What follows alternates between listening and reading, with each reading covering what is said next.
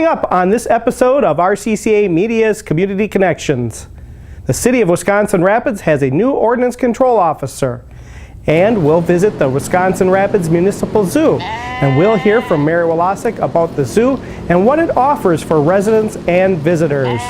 And to wrap up this program, I'll bring you what's happening in the month of July in the Southwood County area, so stay tuned.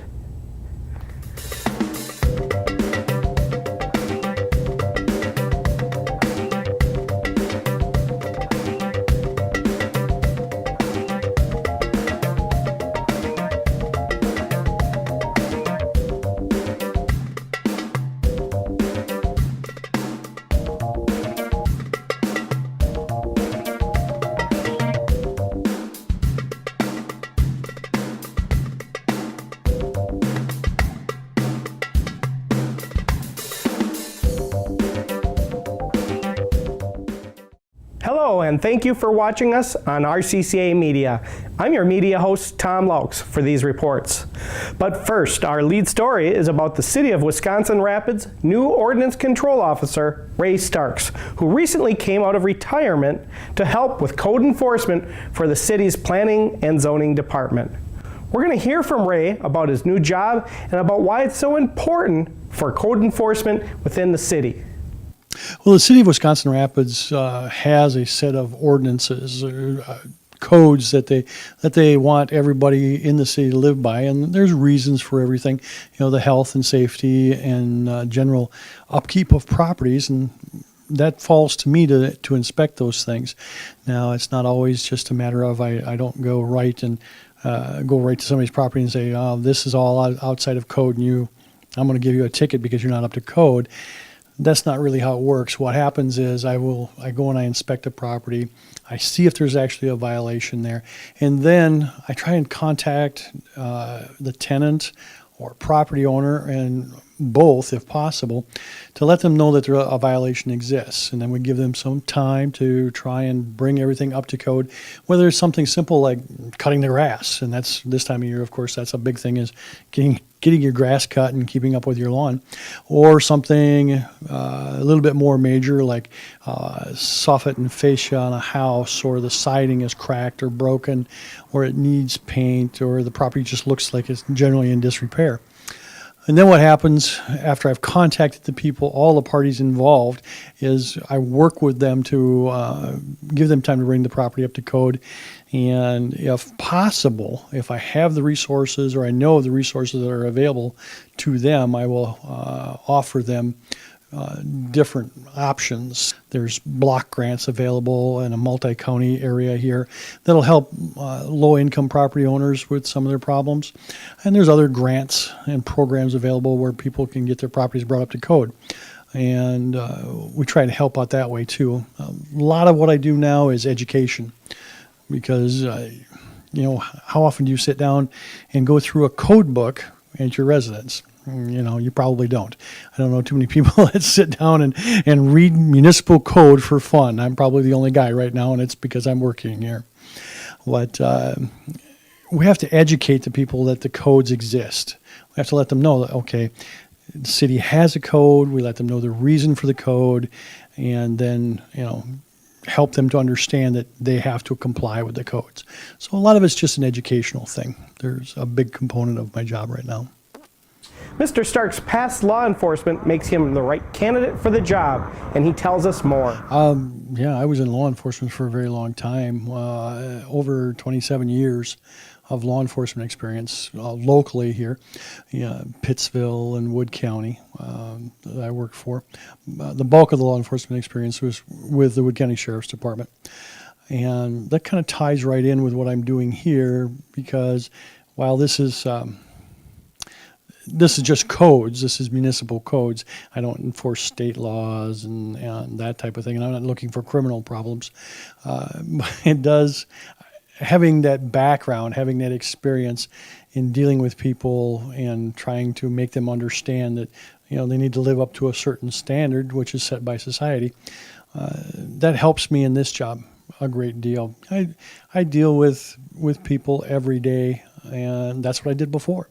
It was dealing with people. You try not to look at it as dealing with codes or dealing with laws. You're dealing with people and helping them to understand and bring them up to speed as far as what they need and how they need to act and behave when they're living in certain areas. And now with the city of Wisconsin Rapids, having a municipal code, and we go by the international code, the international property code is what the city has adopted. So it's not just us. These codes are everywhere. You'll find them just about any place you go. People need to understand that there's a reasonable standard that living in a city or living in an area, living in a neighborhood, that people can expect you to live up to. And we're trying to bring people up to that standard, or at least get them to understand that the neighbors want to have nice neighborhoods, and that's pretty much what we're after. Talk with people and feel safe discussing their problems with them.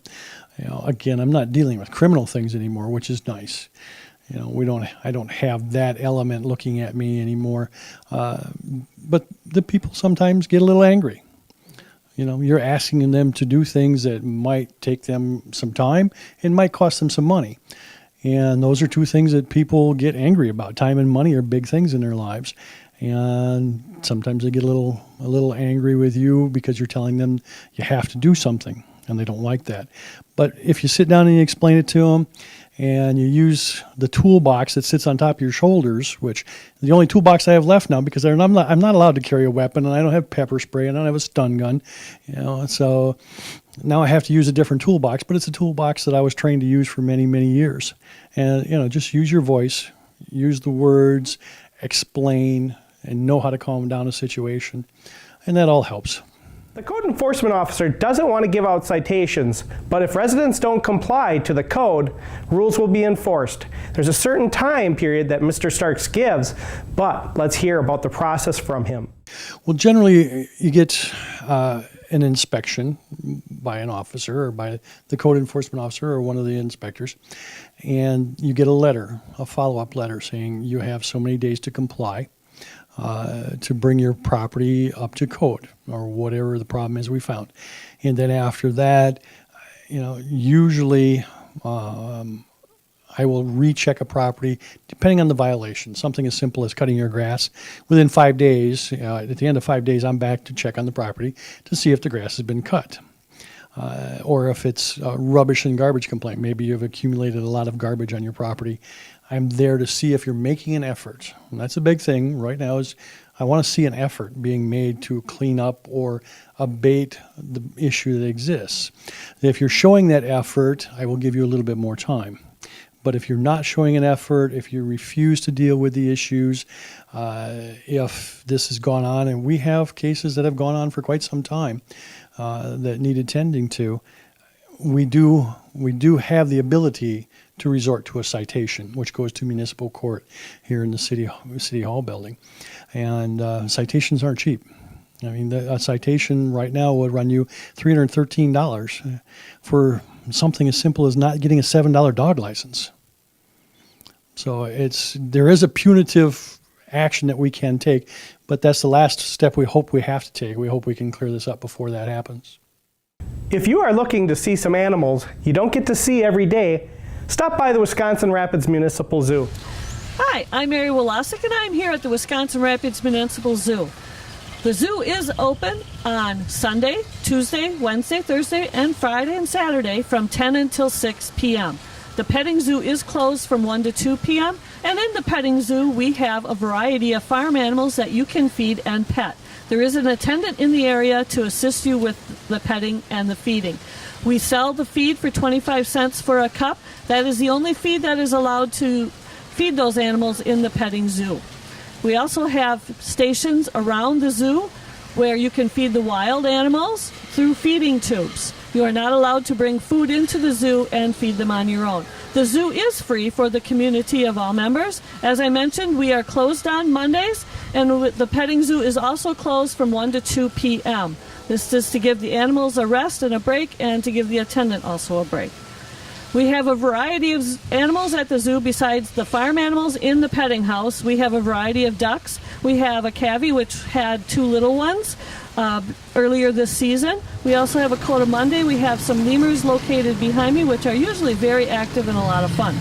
We also have some zedonks, some llamas, and pheasants around the various cages in the outside of the petting zoo. Okay, on Mondays when the zoo is closed, besides the petting area being cleaned out by the zoo staff, we also have a variety of volunteers from the master gardeners who beautify and take care of all of the flower beds, all of the butterfly gardens located throughout the zoo, which make it very beautiful. Today they are working, you probably can see some of them working behind me. They're busy weeding, they're busy putting mulch down, they're busy taking care of everything, watering the plants around, and helping the zoo look beautiful. If you're looking for something to do in the area, there's always plenty of activities in Southwood County. Here are a few activities I highlighted that are going to happen in the area that may be of interest to you.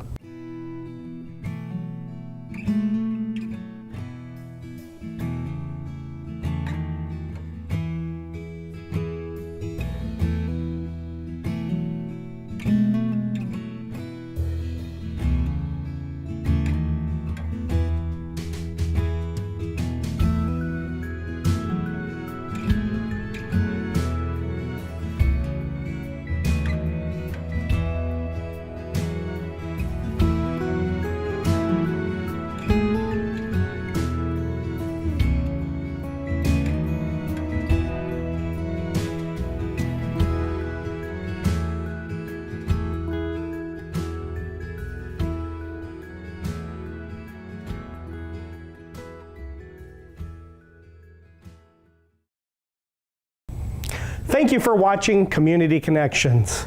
Tune in next time for more about people, places, and faces in Southwood County.